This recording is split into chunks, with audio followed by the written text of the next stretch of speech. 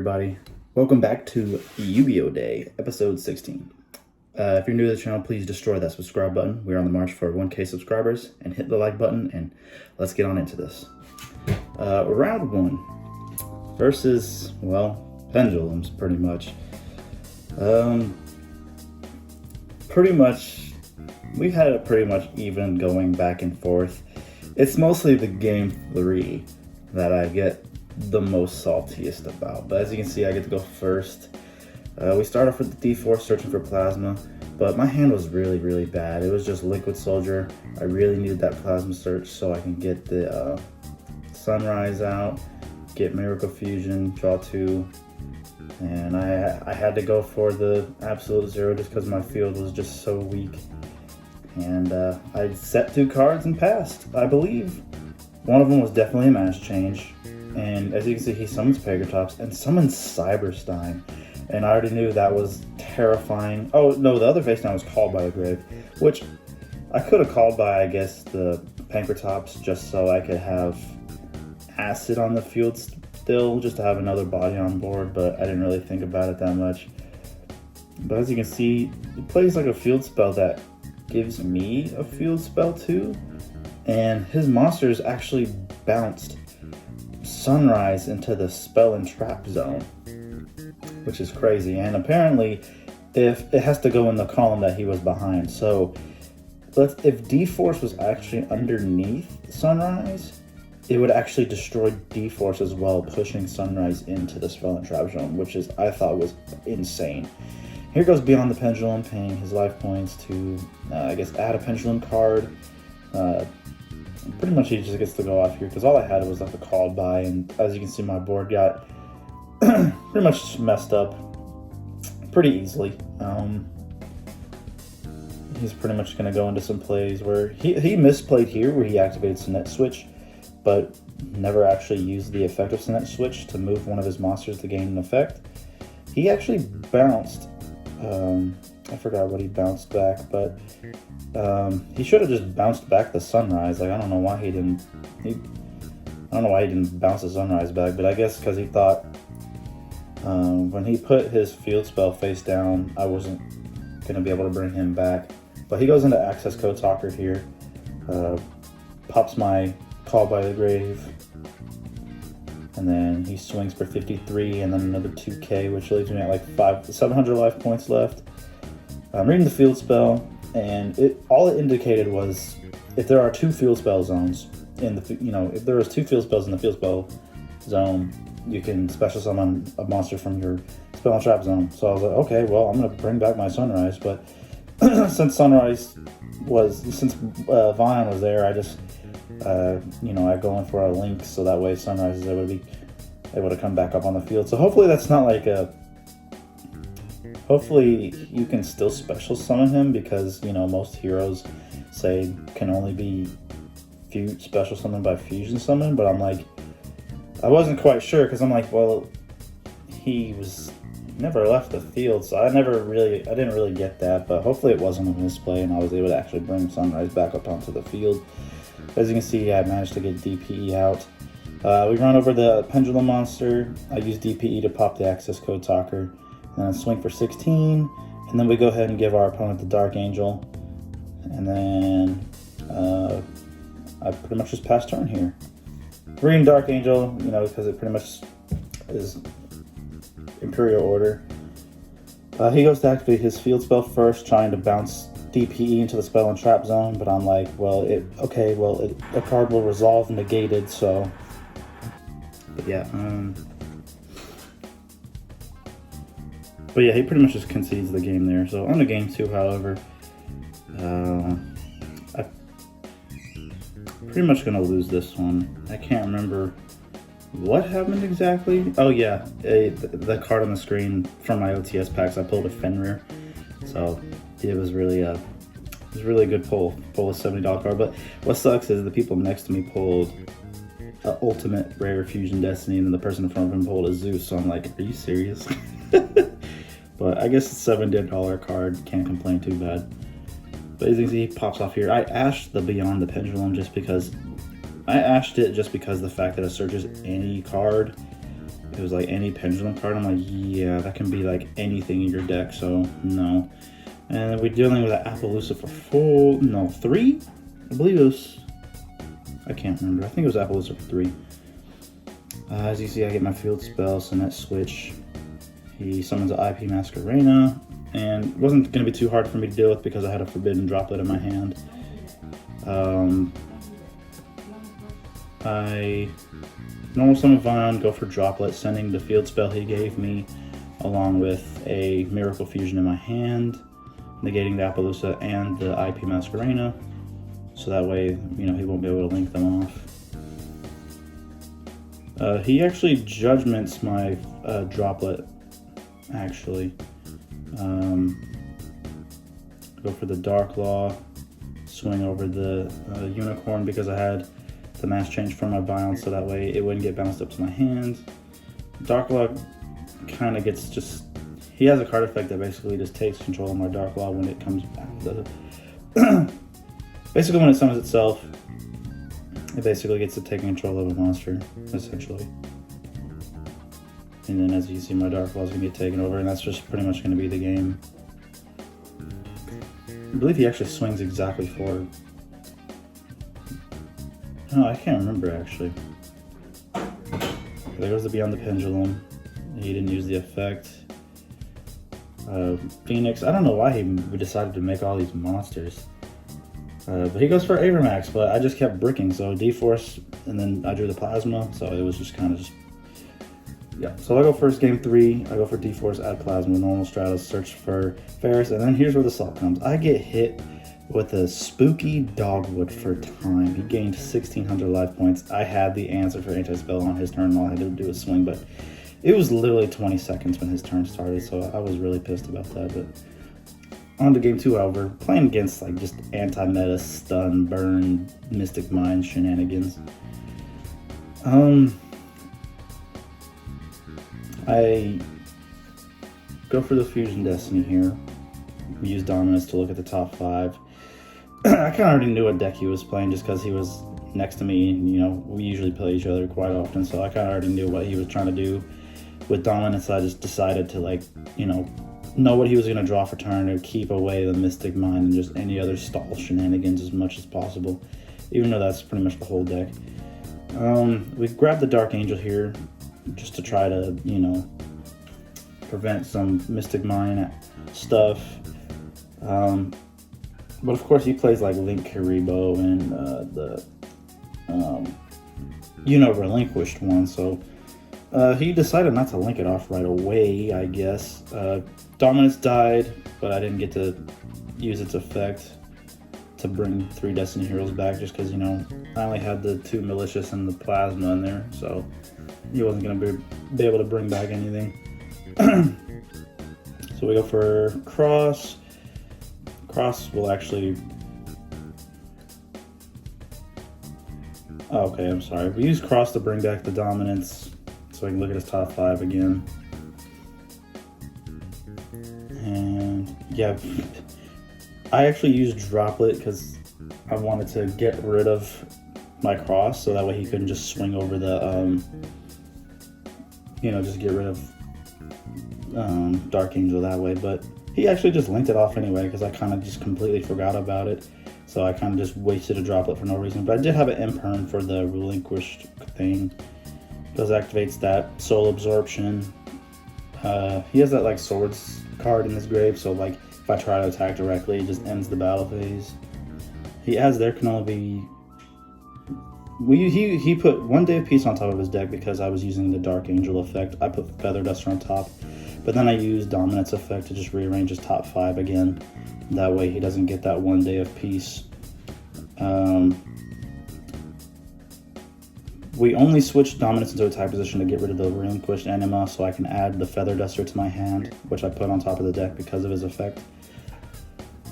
And then I'm pretty much just gonna have to pass turn here because you have to play very patient. Yeah, I put the Desires on top just so he could banish a lot of the cards I didn't want to see. Even though giving him 2 extra cards was scary, I just did not want him to get the just those scary cards. I forgot the name of the card, but you know, it's the one monster that gains all that attack for all the banished stuff, and you just know I'm summoning it just big for no reason. We Feather Duster, he DD Dynamites me. I take like I think 1500 damage. We D-Force. I believe we get Plasma. We Miracle Fusion for Sunrise. Put him in defense position just because I know I won't be able to attack directly. We make Plasma. Plasma controls the game for quite a while. I just had to make sure I didn't make Plasma above 3000 because he had that quick play spell where if he takes more than 3000 damage for like one attack, you know, you just banish a bunch of crap. So Plasma was sitting at like 27 for like the longest time. Of course, I got Battle Fated, which you guys saw a minute ago. We actually get to successfully attack twice with Plasma because he's trying to save the swords just in case. Sets a card face down. We attempt to go for an attack. We get Scarecrowed or whatever that card is called. And oh yeah, I revealed the D-Force and the Honest Neos because I forgot that I can't draw cards for a turn. So I just revealed the 2 cards I drew from like the previous 2 turns, and I just shuffled them back into the deck. I was like, oh yeah, I'm not allowed to draw cards. So didn't change much of the game state because my hand was just like 2 poly, and I forgot what the other card was. I forgot what the other card was, but it wasn't gonna do much. I put Plasma in defense because he was above 3000 now, and I was not trying to let him get that card to resolve. So we did lose Plasma because of Necroface, but because of that, we get the combo off here. But funny enough, in this game 1, I'm actually gonna lose just because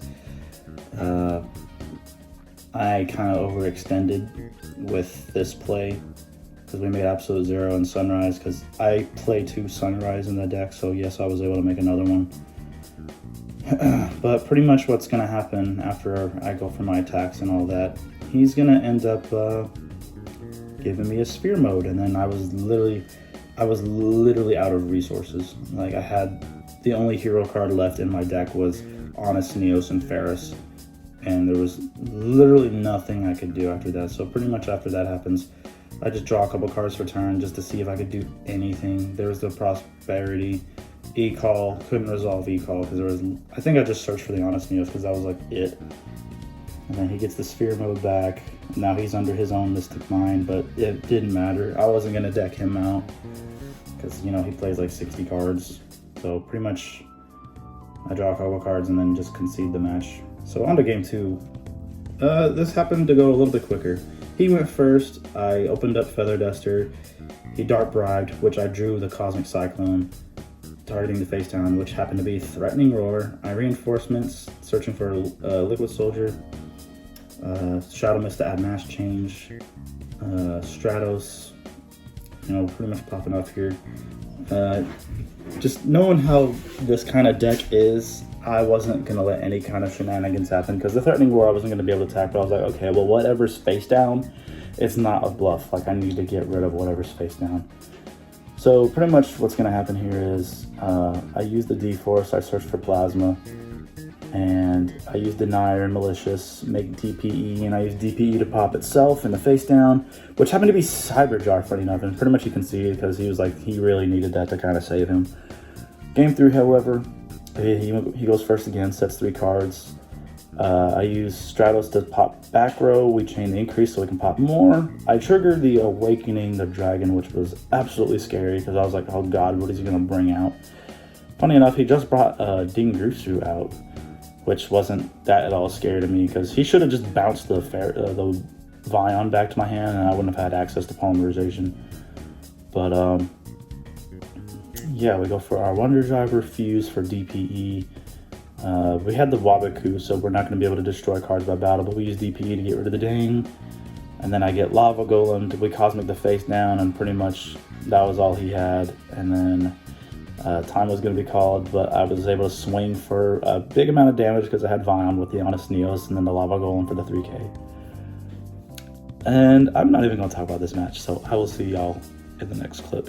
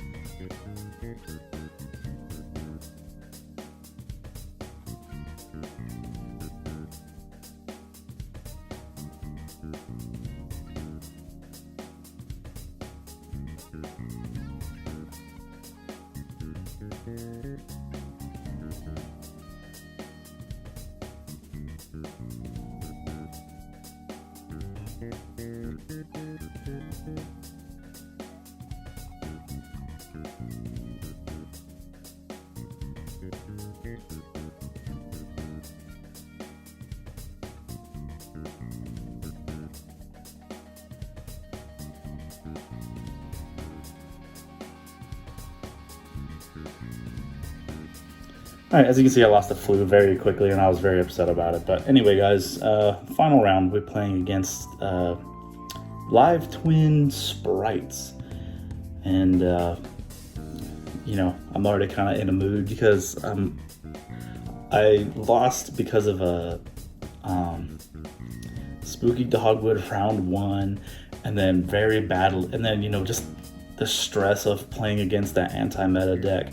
And then after dealing with that stressful situation, then playing against Flunderies and just get bodied, I was just so upset about the whole event. But this game goes pretty different. These two decks are just very wild. We go for the dominance, of course. He had double DD Crow. Like, I don't know why every time I play him, he has this for me. But I pretty much concede the match because the monster he summoned is going to prevent me from summoning warrior type. So I pretty much scoop. So game 2, however, is a little different. We add the D-Force off the Prod of Prosperity, adding Plasma. E-Call. I'm trying to like bait some kind of hand trap here because I'm like, there's no way he doesn't have something. But we actually fuse in Destiny successfully for just DPE this time. It's kind of, and then he imperms my Stratos, but I used DPE to pop Stratos and the imperm, so that way Stratos was actually successfully able to activate his effect. We used Ferris to discard the Plasma because I realized I want to go for the Dark Angel play. Probably Plasma would have been better, but you know, there's no Sprite starter, no Droplet, unless, you know, he only sends the Dark Angel, because I'm gonna be able to make Dark Claw as well. He normal summons. I trigger Mass Change to make a Dark Law. Summons Sprite Carrot. I use DPE to actually pop the Carrot. I don't know why. I was just kind of just scared of like the Sprite cards, to be honest. I'd rather it be banished. He makes this Xyz monster, which I'm kind of upset that I used DPE that early, because then he just AAA Zeus's and then just wipes the board. Very, very bad here. So we use Malicious, get Malicious out, and then we what I do next here. We just polymerization the. I'm trying to bait this Zeus here because I'm like, okay, like the minute like Denier and stuff comes out, it's just he's just gonna wipe the board because he knows to like stop him every time. He actually called Buys the Grave on his Sneos because I guess he was afraid that I had another one. I'm just trying to run over the Zeus. Funny enough, that's exactly what I wanted him to think, because I was declaring battle phase, and he was like, oh, he was thinking that he probably has another Honest Neos to run over the Zeus, but I just wanted to swing at the Zeus so I could take 300 damage to put increase back. And pretty much he activates Zeus in the battle phase to get rid of it, but that's exactly what I wanted. So my anti-spell Fring, which would be safe from Zeus. So I do take a lot of damage here just to get a card. So pretty much we activate our D-Force to get our Plasma at our grave. But he actually ashes it because of the fact that you can get it from your deck too. So he ashes it. We use our Denier, chain the increase because he imperms the Denier to try to put Malicious back. And then we pretty much do our Vision Hero plays. He gets his Life Twin package out.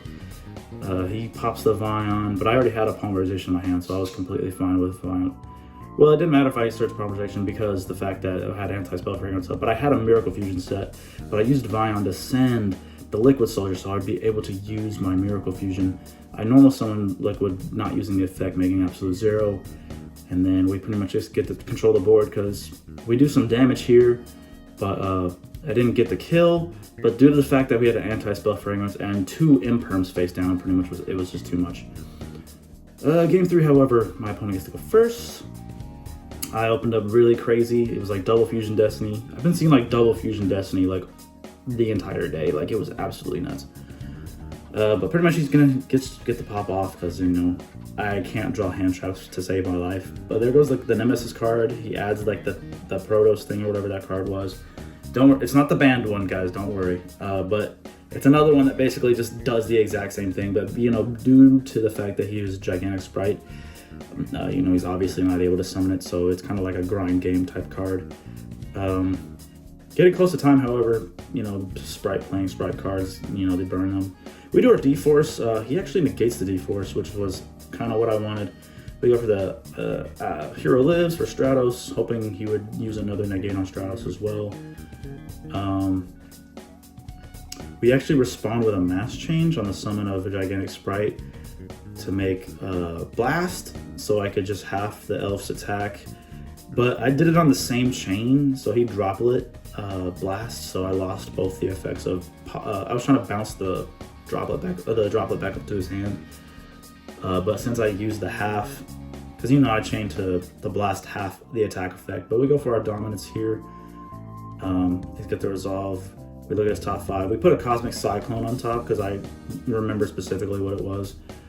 We're gonna go for our Denier here.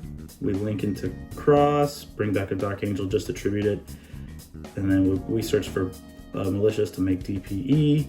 And pretty much we're gonna swing for game, guys, because we're gonna use DPE to pop Dominance and take the game. So we only had to do 500 life, use DPE to pop Dominance. They triggered their effects to summon them back, and then we swung for game. But anyway, guys, this was a really hard match day, so I'll talk about it in the deck profile coming next. But if you're new to the channel, hit that subscribe button. This day was rough, but I will see you in the next one.